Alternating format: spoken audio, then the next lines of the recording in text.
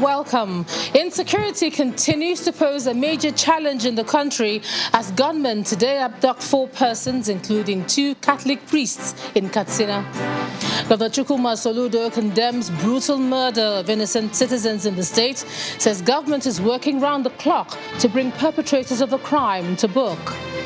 People's Democratic Party presidential aspirant Peter Obi withdraws from race on the platform of the PDP, also resigns from the party, just as the PDP holds governorship primary across the country. And Channels Television wins Brand Africa Award as Nigeria's most admired media brand. On business news tonight, African Development Bank expects Africa's real gross domestic product to slow to 4.1% this year from 6.9% in 2021. On sports news tonight, Italian side AS Roma beat Feyenoord in the Europa Conference League final to hand the Serie A club side their first European trophy in 31 years. And from Abuja, Vice President Yemi Osinbajo holds more consultations with party delegates, preaches peace and unity in Sokoto State, also visits Lagos and Benue. And in international news from London, there has been an outpouring of grief and anger across the United States after a school shooting killed 19 children and 2 teachers in a school in Texas. 2 Catholic priests and 2 other persons are unfortunately in the custody of gunmen after they attacked Gidan Mekambu in Kafur local government area of Katsina State in the early hours of today. The priests, Reverend Father Stephen Ojapa and Reverend Oliver Okbara, serve at St. Patrick's Catholic Church, one of the parishes under Sokoto Diocese, presided over by Bishop Matthew Kuka, covering Katsina, Zamfara, Sokoto and Kebbi states. When contacted, the police spokesman, Gambo Isa, said the command has not yet received any report concerning the incident, but the Director, Social Communications of the Catholic Diocese of Sokoto, Reverend Father Christopher Omotosho, confirmed the attack, and he says no information has been received on the whereabouts of the abductees. This latest attack comes barely 1 day after terrorists killed at least 12 people at Gakudi village in Jibia local government area of Katsina State. Now, the Anambra State Governor Chukwuma Soludo today gave a state broadcast and condemned the activities of criminal gangs operating in the southeast. He called on the people to be united and confront criminality, as the people who perpetrate the act are less than 1% of the total population. He believes that with the full support of citizens, the state would be cleansed of the people he calls evil and cruel individuals. Anambra will continue to be a land of opportunity for every Nigerian, as well as non-Nigerians. We will continue to work hard with security agencies to ensure security of life and property in our state. Umunnem de Anambra, the hour has come for us to step up our game and take back our state. The tiny but vicious gangs that have invaded our state and terrorized us are mostly in 8 local governments in Anambra and 3 neighboring local governments in Imo State. They are in our forests, they are in our communities and houses owned by individuals. They don't come from the air and hence are not unknown gunmen. They are not unknown. They are known. You know them, but are either too scared to speak up or out of indifference. But for how long will you be silent while our people continue to be killed in the most cruel and barbaric manner? It is because we have remained ambivalent, opting to sit on the fence rather than take a stand against an obvious evil that has made a minor sore to fester so cancerously. The hour has now come, and we must rise up to take our destiny in our hands. Everyone, indeed everyone, has a role to play. While we continue to commit Anambra into the hands of God, we as a people must rise up to clean and cleanse our land. The security agencies will continue to do their part, but we, the people, must proclaim that enough is enough and demonstrate full ownership. Meanwhile, the presidency is cautioning against any knee-jerk reactions, the creation of panic, disruption of lives and livelihoods, or even retaliatory violence following the viral videos of alleged killings of Harirat Jubril and 4 children by the Eastern Security Network alongside proscribed group Indigenous People of Biafra. The presidency, in a statement, says it's working with expert agencies to ascertain the veracity of the claims that accompany the horrid pictures being circulated and is appealing to Nigerians to avoid hasty steps or conclusions that could exacerbate the situation. It also cautions the public against the indiscriminate sharing of posts on social media to deny vested interests who seek to divide the people.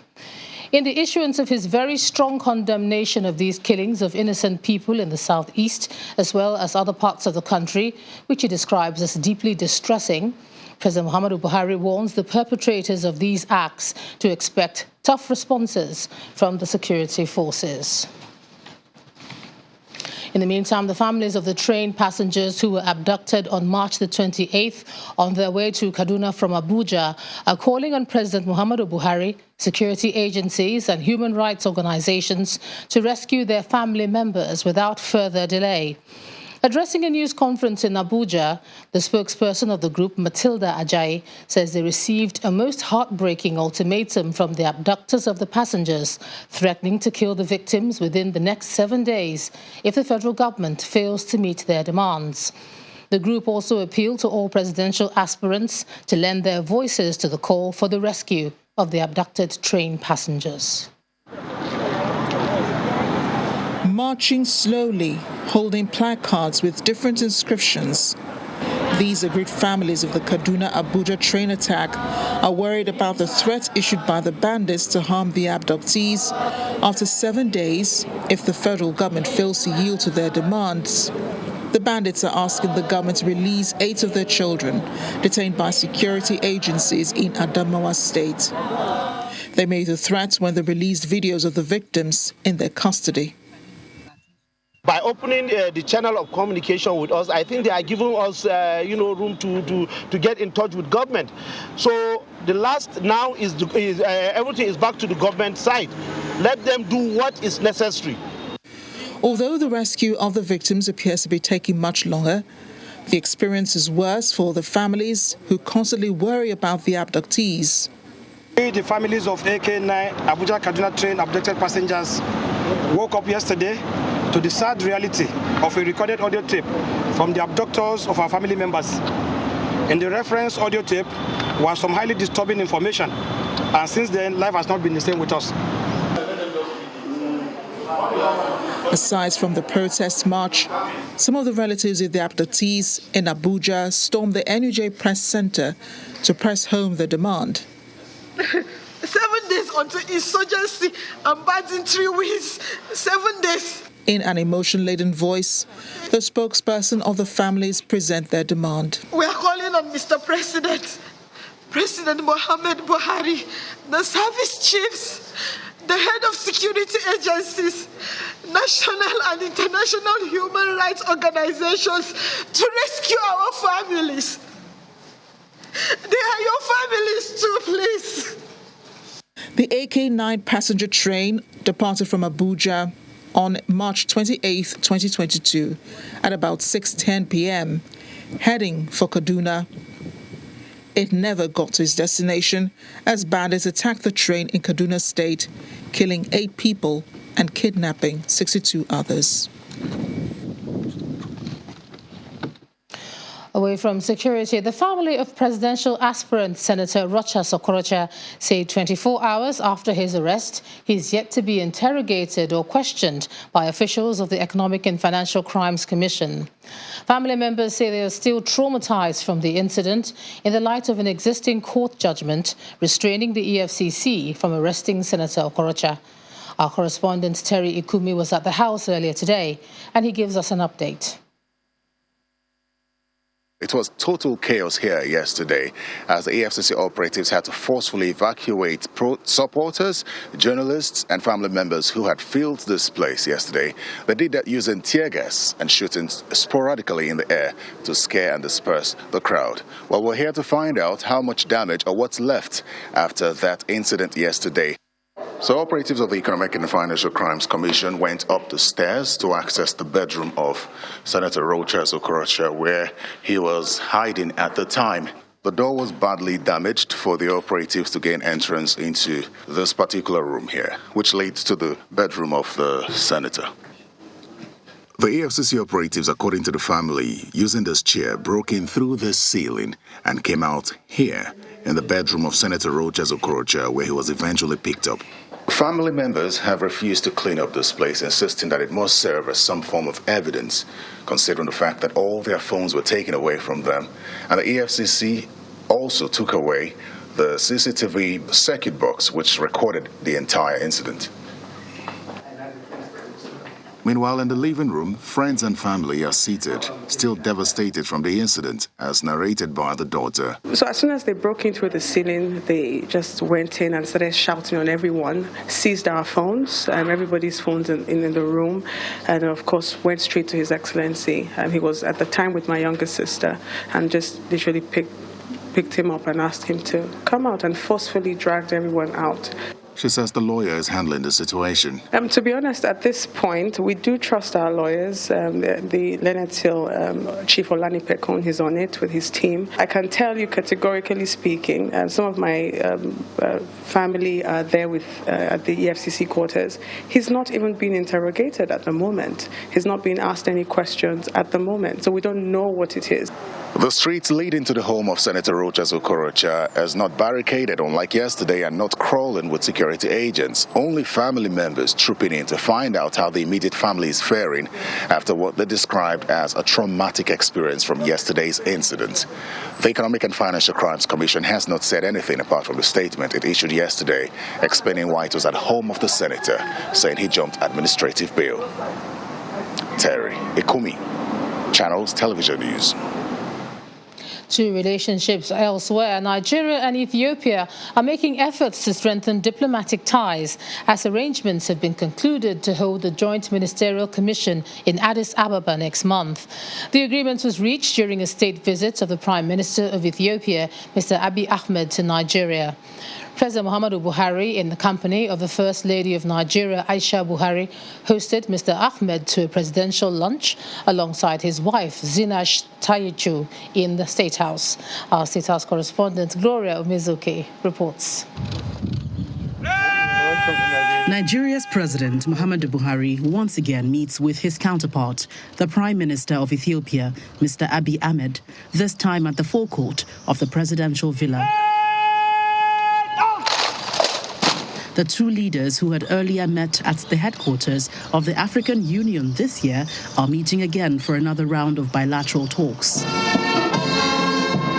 The Ethiopian Prime Minister, who is on a two-day state visit to Nigeria, inspects the guard of honor in a stately welcome.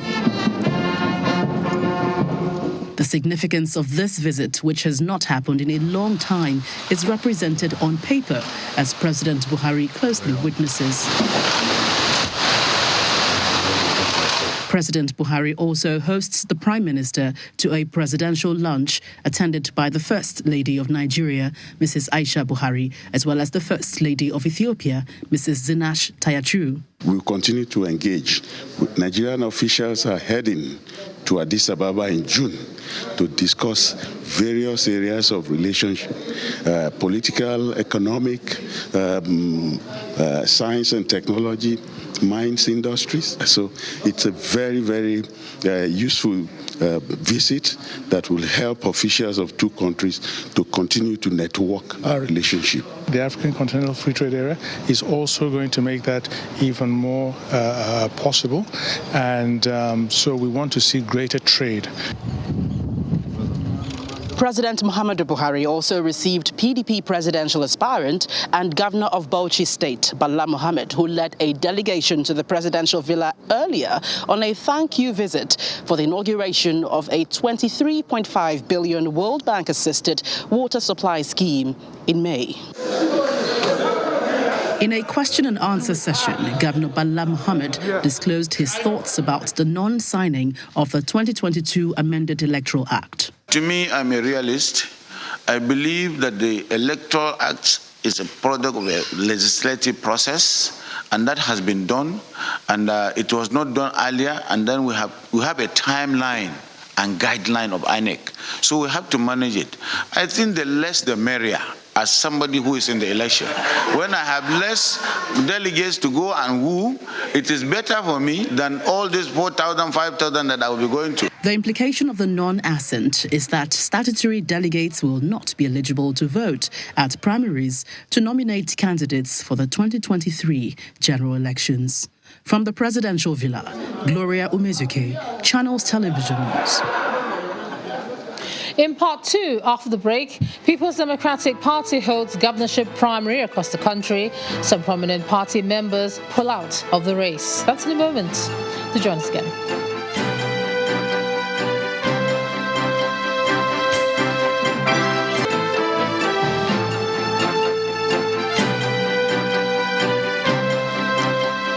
Welcome back. If you just joined us, you're watching the news at 10 on Channels Television, coming to you live from Lagos. A reminder of our top stories.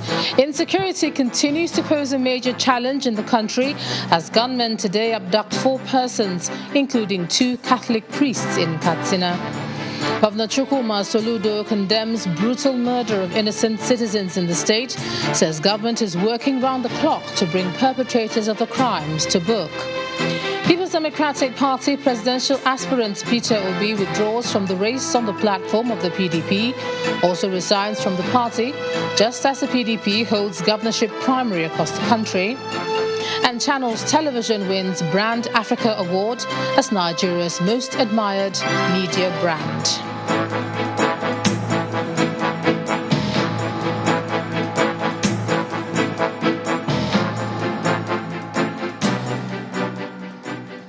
Now, we're still keeping our eye on political activities, and presidential aspirant and former governor of Anambra State, Peter Obi, today dumped the People's Democratic Party. He also resigned his membership of the party. Mr. Obi, who became governor on the platform of the All Progressives Grand Alliance in Anambra, is expected to pursue his ambition in another political party. The People's Democratic Party will be holding its special primaries this weekend, and Mr. Peter Obi was supposed to be jostling for the ticket of the party with the likes of former Vice President Atiku Abubakar, Governor Nyesom Wike, Dele Momodu, Mohammed Hayatuddin, and former Senate President Bukola Saraki, among others. Governor Umaru Fintiri of Adamawa State has won the People's Democratic Party governorship primary in the state. Governor Fintiri polled 663 of the 668 votes, with 5 of the votes voided. The chairman of the governorship primary committee, Gebson Katas, who announced the votes, formally declared him as the PDP governorship candidate in Adamawa State for 2023. Delegates from across 21 local government areas of Adamawa State at the Ribadu Square venue of the People's Democratic Party governorship primaries. The former vice president and PDP presidential aspirant Atiku Abubakar is also present here. A total of 668 delegates approached the tables to cast their votes for the sole candidate, incumbent Governor Umaru Fintiri. We have come to the end of the sorting and the counting, which is... With the conclusion of the voting process, Chairman of the Election Primaries Committee gives a breakdown of the results. Being the returning officer, hereby declare that the PDP candidate, Right Honorable Ahmadu Umar Fintiri, scored 663 valid votes and is hereby returned as the candidate of PDP at this election and in the next governorship election for Adamawa State. The governor wins and gives his acceptance speech. To the citizens of Adamawa State, I want to sound that this is the beginning of the journey to 2023 election. The PDP as a party has done its part today. My humble request to you, as always, is to join us to repeat this beautiful decision in 2023 by voting the PDP all the way. Never go back to deceit and lies. With the hurdle of the primaries now out of the way, the Adamawa State Governor will still have to face the electorate and candidates of the other political parties come 2023 to return to the State House. In the meantime, the People's Democratic Party today held its governorship primaries across the state to elect candidates that will represent the party at the 2023 general elections.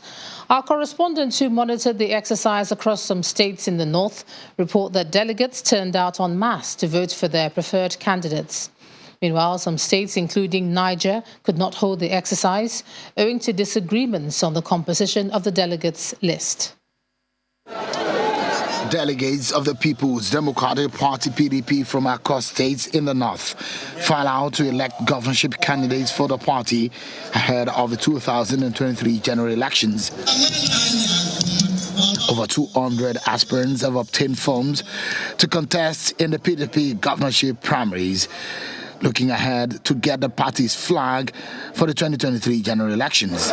And these delegates have the task to select 29 candidates for the state where the governorship elections will hold in the 2023 general elections. After hours of voting and sorting in some of the states where the exercise commenced early, officials announced the winners. We have a great work ahead of us. Therefore, what is important is not any long speech. What is important is that the party must be united. We must see our task as big and we must come up with strategies to challenge it. In Jigawa State, the son of the former governor Sule Lamido won the PDP governorship ticket, just as the incumbent speaker of the Benue State House of Assembly emerges winner in the state. I call on all Jigawa citizens, irrespective of party affiliation, to make a pledge for a new beginning. I ask you to trust me, work with me, campaign with me, and vote for me. People say that when God gives you a big road to carry, He also gives you a very big neck to carry it. And I found that big neck. The big neck, I found it in the leadership of our party. The exercise, however, could not hold in Niger State due to disagreements on the composition of the delegates' list. 6 aspirants are in the race for the governorship ticket in Kaduna State, but accreditation and screening of delegates did not start on time. The PDP is currently in control of 15 states of the federation, and the party says it hopes to take control of more states and the central government in 2023. And in the south, the PDP governorship primaries had delegates also turning out to elect their party's flag bearer. However, some states remain divided, with factions conducting parallel elections. Meanwhile, some candidates have withdrawn from the race, most of them citing bias. They include Senate Minority Leader Naya Abaribe in Abia, Senators Basi Albert in Akwa Ibom, and Ike Ekweremadu in Enugu, among others. It's decision day for the People's Democratic Party across the country as delegates choose who will best represent their interests as chief executives at the governorship primary elections ahead of 2023. In Abia State, the exercise ends with the former Vice-Chancellor of Abia State University, Professor Eliezer Ikone, emerging victorious. However, Minority Leader of the Senate, Senator Naya Abaribe, pulled out of the primaries, describing the process as a charade. The withdrawal race is also seen in Akwa Ibom governorship, where Basi Albert and Luke Onofiok pull out of the race, and the Enugu PDP governorship primary, where Senator Ike Ekweremadu also backs out. Benue State, the Speaker of the Benue State House of Assembly, Right Honorable Titus Uba, wins the election with 731 votes. In the southwest, Segun Shoumi is declared winner, polling 554 votes, but elsewhere at the Olusegun Obasanjo Presidential Library in Abeokuta, another parallel governorship primary is being held under the supervision of a 5-man electoral committee led by Professor Akase Soka. Delegates from the 20 local government areas of the state are currently participating in the process, which is expected to produce a winner among other aspirants. While in Oyo State, Governor Seyi Makinde is nominated after polling the highest number with 1,040 votes.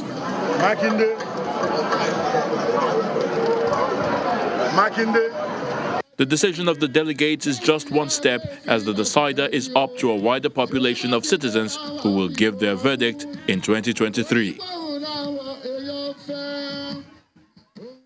Still ahead on the news at 10, African Development Bank expects Africa's real gross domestic product to slow to 4.1% this year from 6.9% in 2021. That'll be on Business News. Please join us here.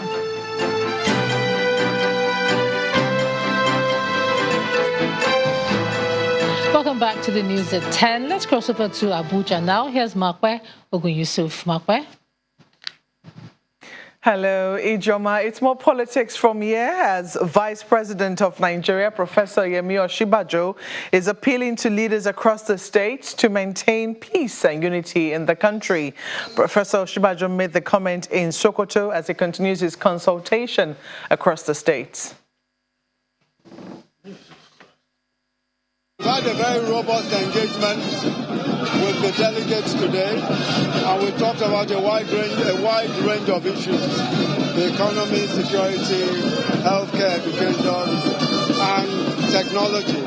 It's been very engaging, and I think that all of us are very satisfied with the engagement and with the promises, not just for now, but for the future. I think what took place in Anambra with the killing of the woman and her 4 children it demeans us all. It is such a callous act, so brutal, and it's demeaning. It diminishes us all as a people. And I believe that we must be very careful with these types of killings that are going on, especially where it is obviously to create such horror and to create such annoyance. In other news, one of Nigeria's major smartphone companies, Infinix Mobility, has expanded its Note 12 series in Nigeria with the introduction of the Infinix Note 12 VIP. At the launch in Lagos, Infinix Public Relations Manager Kevin Olumese asserts that the latest device is designed to improve the lifestyle of its customers with well-rounded, innovative performance features. Infinix Nigeria hosts dealers and other partners on a luxury cruiser in what he calls a VIP experience. Didn't have a fire. While the yacht sails out to sea, guests are treated to good music and dinner at the instance of the all-new Infinix Note 12 VIP smartphone. And look to the sky so you don't see birds. Infinix Note 12.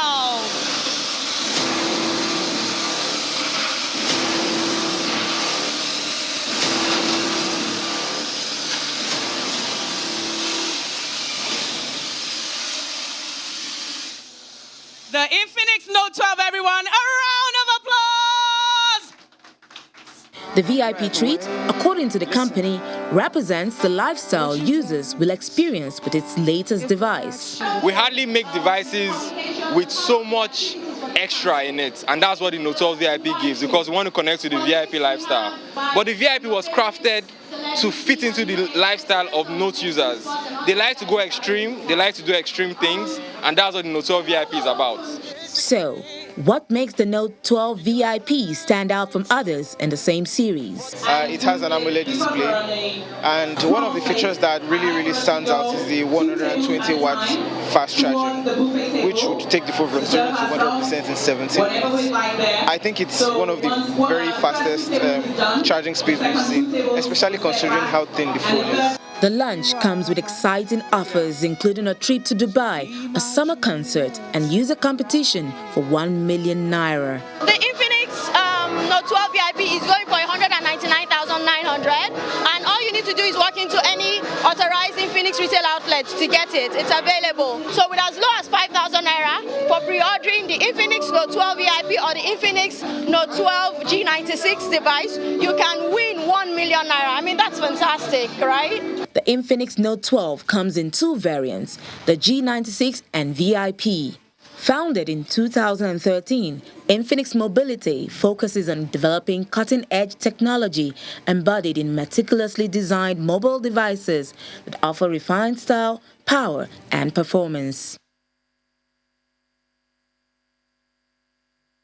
And Seplat Energy PLC, a leading Nigerian energy company listed on both the Nigerian and the London Stock Exchange, has announced Mr. Basil Omiyi CON as the company's new independent non-executive chairman. According to the management of Seplat Energy, his appointment follows a thorough assessment of internal and external candidates and was approved after a unanimous vote by all directors of Seplat Energy in compliance with the Companies and Allied Matters Act in Nigeria. It's the end of an era and the beginning of another, from one leadership to another leader. Just a few days ago, he conducted one of the last of his many official assignments as the chairman of Seplat Energy. Now, to be referred as the former chairman, Mr. ABC Ojako has stepped down. Simply put, Seplat Energy has a stalwart as the new chairman. He is Mr. Basil Omiyi. In the last media engagement in his former capacity and the first for the new man, both engaged a few of us to a discussion. Not only is he very vast with over 4 decades of experience in the oil and gas company, he has also been on other boards. So he's bringing in a number of things, technical expertise, financial and commercial expertise. He was the country chair of Shell in Nigeria. So there's really nothing new. So if today, 13 years after, I find a man like him to succeed me, for me, it is a great honor. From inception, he had a long strategic vision, and for a company he expects that will provide sustainable energy solutions to the society, meant he had to answer a few questions of expertise and financial muscle. We created jobs. When we started, we had just 37 people we inherited from Shell. Today, Seplat is employing over 700 people. And the results are there. Today, Seplat is the largest independent energy company in Nigeria, adding value to the assets they acquired, adding more assets, signed an ExxonMobil transaction, the largest by any indigenous oil and gas company. Also, they are responsible for 30% of Nigeria's gas to electricity. The new man says he won't drop the ball. We will lead the transition to greener energy. And the way we are going to do that is this. One, we need to keep our oil production up. First of all, to finance the economy of Nigeria, because oil will still be there in the economy of the world for a long, long time. If we even, because you need energy, especially developing countries in Africa. This is one of the foreign exchange resources we have. It is that oil that will finance the development and the technology for greener energy. Both men are confident that the growth trajectory will continue based on the strong bond and understanding among the board members. And that's all from Abuja. It's over now to Melinda Akinlami for Business News. Banking so easy, so simple. Dial *894# now to experience it. You first, First Bank. Many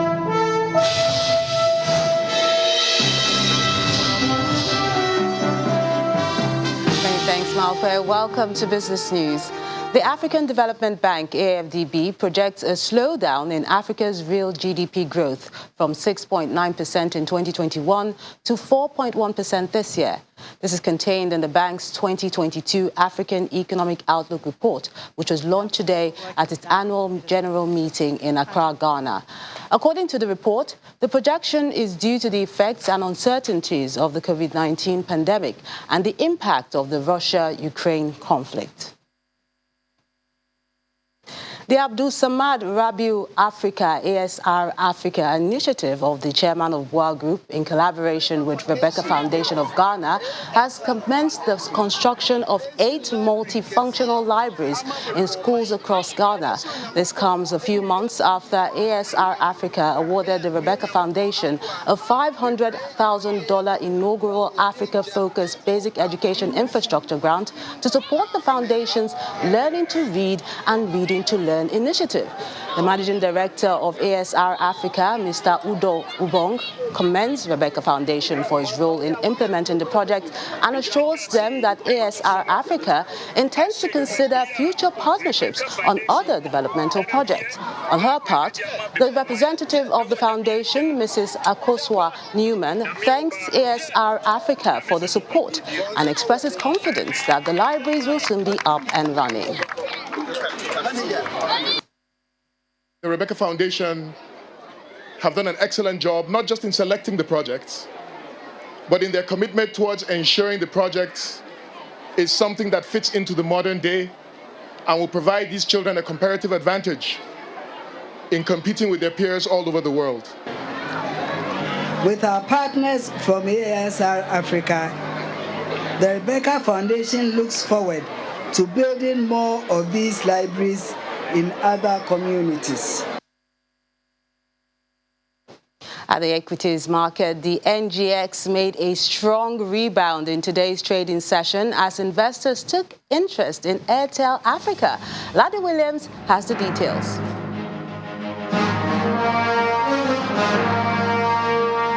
Hello and welcome to the Stock Market Report. Well, today we have a big rebound after the intense sell-off we saw yesterday in the market.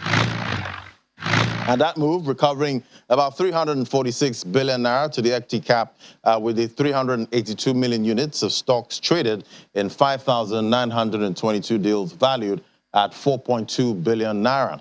Well, today's big move was triggered by Airtel Africa, as its share price added 138 naira, taking the number 2 position on the gainers counter, up 9.39%, reversing about 30% of the losses we saw yesterday.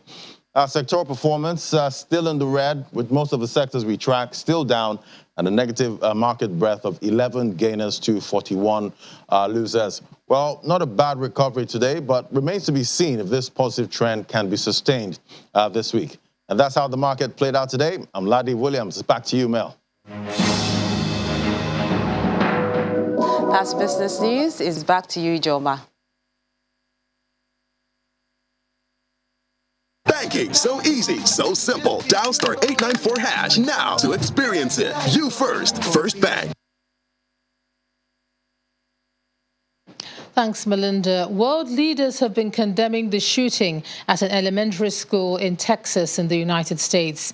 The Texas governor, Greg Abbott, says the gunman shared his plans on Facebook about 30 minutes before reaching the school, one of them mentioning his intention to shoot his grandmother. Samuel Pusey has more in Around the World in 5. Good evening and welcome to the Channel Studios here in London with your international news around the world in 5. There has been an outpouring of grief and anger after 19 children and 2 teachers were killed in a school shooting in Texas. The attack happened at the Robb Elementary School in Uvalde in Texas. Families and friends grieved outside the school gates while others waited for news of loved ones. Pictures of the victims are being released. This, Xavier Lopez, aged just 10. The suspected shooter has been named as 18-year-old Salvador Ramos. The motive for his attack is not yet known. Alongside his wife Jill, the US president responded with this passionate statement. Beautiful, innocent, 2nd, 3rd, 4th graders. And how many scores of little children who witnessed what happened see their friends die as if they're on a battlefield, for God's sake. As a nation, we have to ask, when in God's name are we going to stand up to the gun lobby? When in God's name we do what we all know in our gut needs to be done?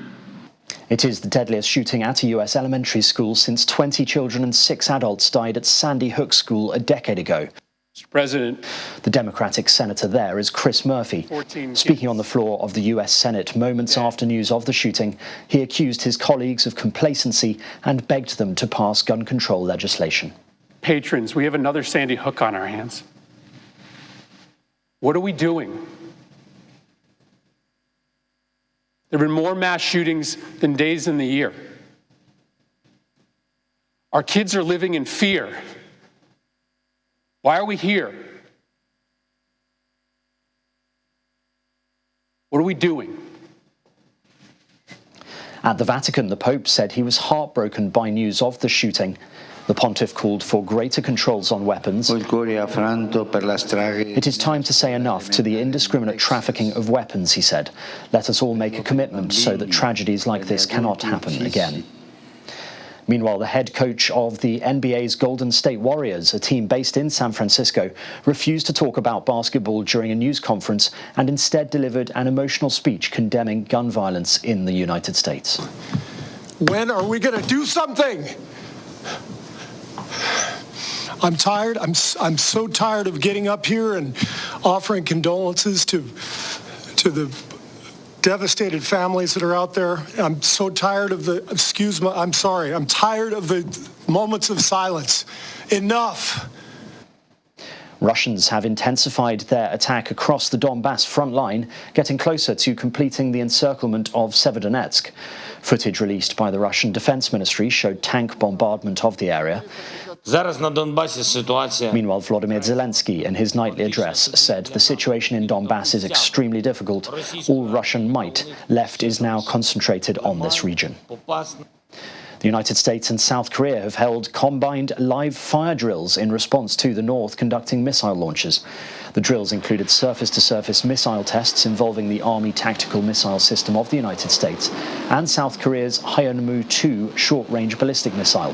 Biden and Yoon had agreed to hold bigger military drills and deploy more US strategic assets, if necessary, to deter North Korea's intensifying weapons tests. Boris Johnson says he takes full responsibility for mistakes made after Sue Gray's final report into parties that took place in Downing Street during lockdown. Some of these gatherings then went on far longer than was necessary. Mr. Johnson, ignoring calls to resign, said changes had now taken place and it was time to move on. The final report, which is 37 pages long plus photos, had been delayed by the Met Police inquiry that ended last week. And finally, researchers at the California Institute of Technology, known as Caltech, have shown off a new drone that can fight back against powerful tornado winds. A custom-made simulator that uses 1,200 fans to create almost gale-force winds, the drone managed to stay upright with little effort and even performed figure-of-8 movements between tight obstacles without veering off course. Researchers say the drones, which could potentially fly themselves unaided into tornado-strength winds, have the capability to revolutionize everything from air travel to medical rescues. And that's your international news around the world in 5. Now back to the Channel Studios in Lagos.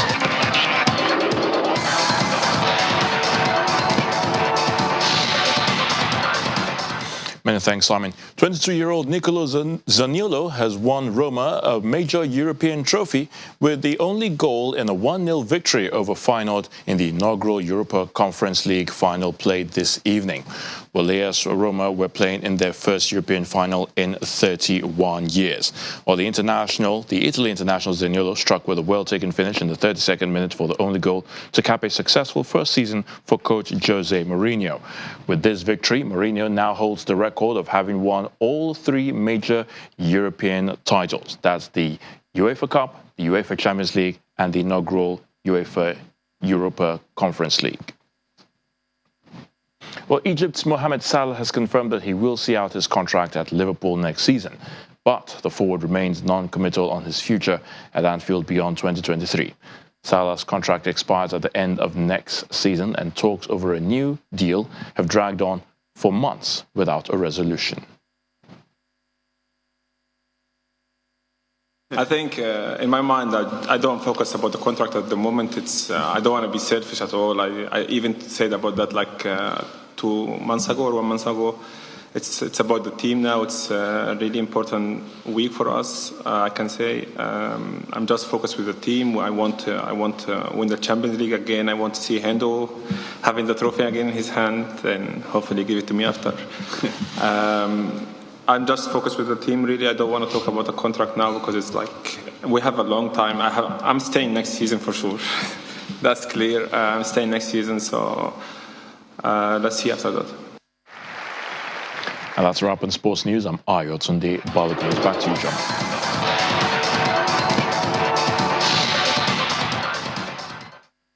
Thanks a lot, Ayotunde. And just before we go, your multiple award-winning station, Channels Television, has won the Brand Africa Award as Nigeria's most admired media brand. Brand Africa is a non-profit intergenerational organization that inspires a brand-led African renaissance to transform the continent's image. Just last year, Channels Television won the Nigeria Media Merit Award for the 14th time, the highest in the history of the award.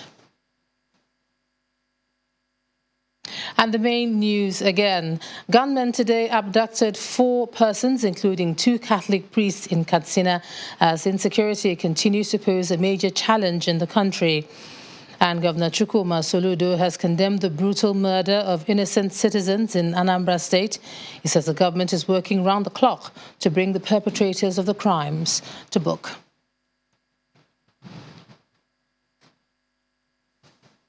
And that's the news at 10 tonight. Many thanks for staying with us. I'm Ijoma Bunyato. Do have a good night.